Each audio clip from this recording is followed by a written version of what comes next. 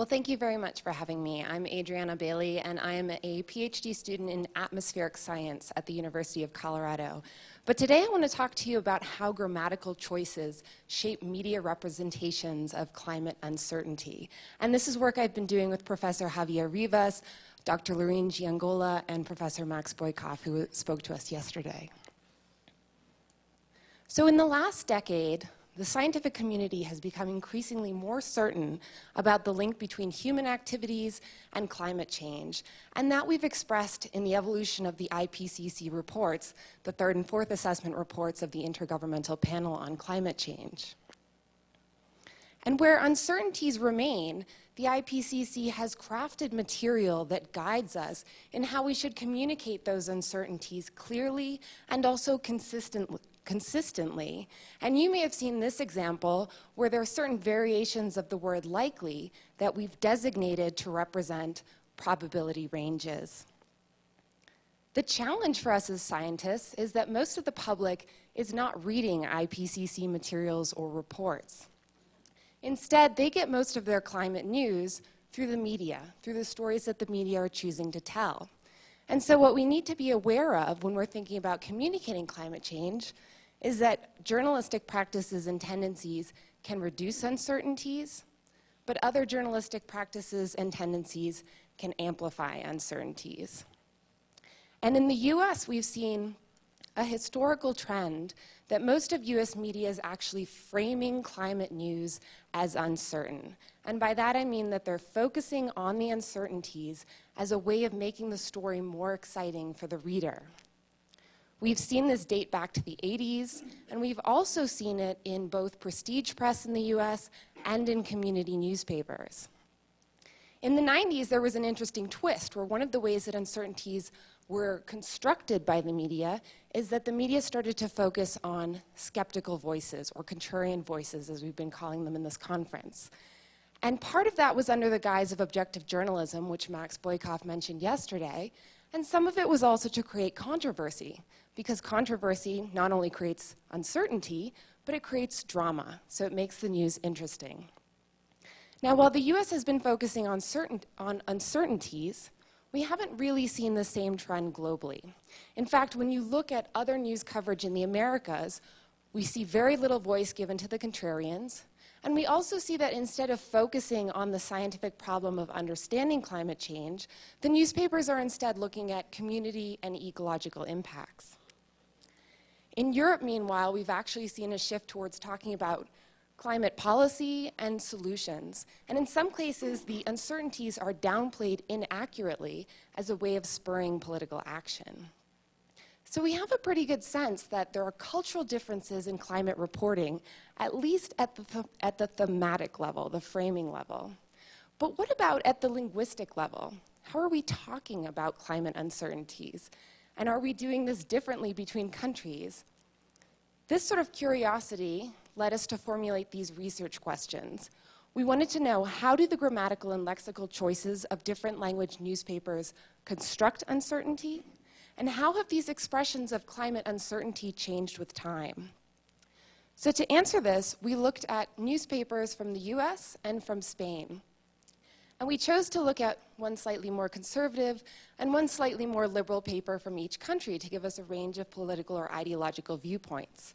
We also looked at news and opinion pieces from 2001 and 2007, which are the years that the IPCC published its third and fourth assessment reports. Now, what we expected to find is, given what we know about cultural reporting differences at the thematic level, we thought that we would see more expressions of uncertainty in the US newspapers. Also, because of the increasing certainty expressed in the IPCC reports as they've evolved, we thought that by 2007, all 4 newspapers should be hedging much less often. Now, to identify our news articles, what we did is we looked for news articles in the Factiva database that talk either about the IPCC or about IPCC-related science. And you can see our English Boolean search terms on the slide. Across 92 articles, we identified 1,193 epistemic markers. And what I mean by that is words or terms that create some room for doubt, either about the understanding of climate change or about the scientific agreement around climate change. I should also point out that we only looked at material that was talking about the physical science basis of climate change, so basically working group 1 material. And once we had identified our epistemic markers, we also categorized them by grammatical function, by tone, and by subject matter. And I'd be happy to discuss some of those results with you during the question and answer or during the coffee break. So here's an example of some of our epistemic markers. We marked words that represent objects with inherent uncertainty. We marked probabilities, likelihoods, and numerical ranges, and descriptors of these. We also marked modal verbs, hedging verbs, and conditional phrases starting with words like if, unless, or depending on. We marked adjectives that talk about the level of uncertainty, and we marked downtoners, in other words, adverbs that lower the force of certain verbs or adjectives. And we also marked words that, based on their context, created some doubt about the scientific agreement around climate change or about the credibility of the IPCC and its reports. Now, I've highlighted the word debate here because it was actually quite prominent in both the US and Spanish papers in 2007, which I found to be particularly interesting. Now, these latter examples in the blue box we marked as negative in tone because they cast scientific uncertainties in a negative light. Some of the adjectives and adverbs were also negative, but some were neutral. It really depended on the context in which you saw them. So let me show you some of the results. As expected, the US papers hedged more than the Spanish papers. They had more epistemic markers. And in order to normalize our results, what I've done is we divided the number of epistemic markers by the total number of words analyzed for a particular paper in a particular year. So what you're seeing on the y-axis of most of the charts I'm going to show you is the epistemic density. So in both 2001 and 2007, the US had higher epistemic density than the Spanish papers. This result was unchanged if we excluded the opinion pieces, in other words, if we only looked at the news articles.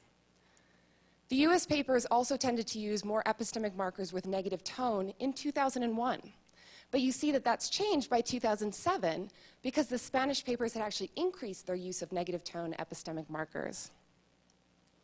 And as you probably already gathered, contrary to expectation, rather than seeing a decrease in hedging in all 4 papers, instead we saw that the epistemic density remained constant or it increased. And most of this trend, this increase, is being driven by the New York Times, the more left-leaning paper in the United States, and by El Mundo, which is the more conservative paper in Spain. Now, when we look at the percentage or the percent distribution of epistemic markers across grammatical categories for both the US, which is shown in blue, and Spain, which is shown in maroon, and these results are aggregated for both 2001 and 2007, there are a few salient differences that I want to share with you. And please note that any changes or bars that are marked with an asterisk suggest that those differences are significant at the 0.05 level. So in the Spanish papers, a higher percentage of the epistemic markers they did use were conditional phrases, as in if the concentration of greenhouse gases in the atmosphere doubles. A higher percentage than the US papers was also the numerical ranges I talked about. And so the average temperature of the planet will rise between 1.9 and 4.6 degrees is an example of that. Now, these are the types of uncertainties that we as scientists are often trying to communicate to the public. These are some of the most direct translations of scientific uncertainties through the news. So these are the kinds of epistemic markers we would hope to see. In the US papers, in contrast, a higher percentage of the epistemic markers in the Times and the Wall Street Journal are falling in categories like adjective and noun. And you saw some examples of these before. Now, what we did check is what kind of word choices were being used here. And it turns out that the word choices between the English and Spanish are not all that different. And that actually tells us that even though the US papers are using more adjectives and nouns to express uncertainty, they're not really talking about uncertainties differently than in the Spanish papers. It's the same types of word choices. Where we do see interesting differences, both grammatically and lexically, is across time. And so, for example, in the US papers, we saw an increase from 2001, which is in blue, to 2007, which is in green, of the word likely, which the IPCC recommends in its guidance material about how to talk about uncertainties. We also saw an increase that was significant at the 0.1 level in the use of numerical ranges. So the first example here gives us a sense of that. The panel said the confidence level for its projections was, quote, likely, or 66 to 90%. What we need to be aware of, though, so I should point out that this suggests to us that some of the IPCC language choices actually are seeping into the news reports on climate change. But what I want to point out is that I think there's also a tendency for the media to take some of these terms and extend them beyond the intended context of the IPCC. And I think the second example points this out better, where we have each degree of warming of tropical oceans is likely to intensify such storms, they're talking about tropical storms, a percentage point or two. Now, while we didn't actually see changes in the use of the word uncertainty in the English language papers, we did see by 2007 more of a tendency to talk about reductions in uncertainty. And so that's given by the second example. The new document contains a narrowing of uncertainty and filling up of the gaps. By 2007, we also saw more of a tendency to talk about progress that was made.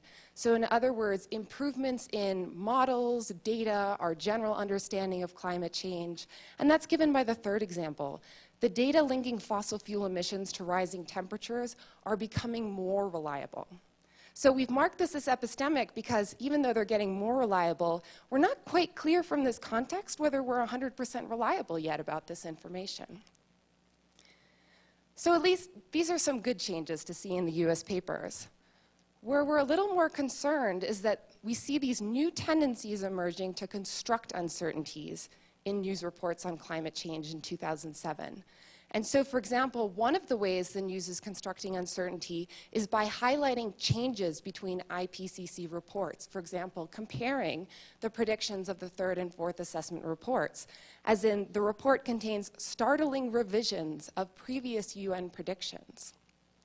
We also saw a tendency to highlight surprises, differences in expectation between predictions that were made and then the observations that were made at a later time, as in ice in Arctic seas also is melting faster than expected. Now, for us, because we have the scientific background to understand why these changes occurred, these might not strike us as really creating much uncertainty. But for the public who has very little context about why these seeming discrepancies exist, they read this sentence with no other information about why these changes occurred. And for them, it seems like we might have disparate results. We might not be sure of what we're talking about or what we're predicting. Now, the real trouble is that we're starting to see these types of constructions of uncertainty actually being used very prominently as the news hooks leading into climate stories to attract the reader's attention. And I'll read you the second example from the Wall Street Journal. Yet the real news in the fourth assessment from the Intergovernmental Panel on Climate Change may be how far it is backpedaling on some key issues. So that's from the lead paragraph. And there's an example from the New York Times above. Now, we've been talking about climate change in the news since the 1980s. And so a lot of our good news hooks, hey, this is new science, you've never heard this before, are really old news. They're not working for us. And so what I'm worried about is that as the media look for new ways to talk about why AR5 is new, why should we care about AR5, I worry that they're going to lead off their stories with a lot of comparisons between AR4 and AR5. And so we may see these types of uncertainties being constructed over the next couple months as AR5 is released. So to summarize, we had looked at what we expected is that the US papers would hedge more than the Spanish because we had a good sense of that from what we've seen through framing analysis. And that's exactly what we saw. We also saw that there was a higher use of negative tone epistemic markers in the US overall, although that did change as the Spanish began using more epistemic markers with negative tone by 2007. There were, interestingly, few lexical differences between the countries. In other words, we seem to use the same types of words to talk about uncertainties. The US just uses more expressions of uncertainties in its news. Despite the fact that there's been increasing certainty expressed by the scientific community, by 2007, we actually found that there was more use of epistemic markers in both countries. We also, as I mentioned, saw more negative tone in the Spanish markers. Now, in the US, there was some good news and there was some bad news. The good news being that there was more of a focus on improvements and that there was also more use of the word likely and more use of numerical ranges. But we also saw this tendency to construct uncertainty by focusing on changes between reports and differences between observations and earlier expectations. So what can we take home from this as lessons learned from better communication? First, I would say, avoid talking about differences between the reports as a news hook. And if you're asked to talk about differences between AR5 and previous reports, then make sure you explain why these changes occurred. Be sure to give the public audience a clear understanding through the journalist of why these changes do exist. How have the models improved? How is the data different? How is our scientific understanding better? And finally, hedge only when appropriate. If it's unequivocal, it's probably not pretty unequivocal. So thank you very much.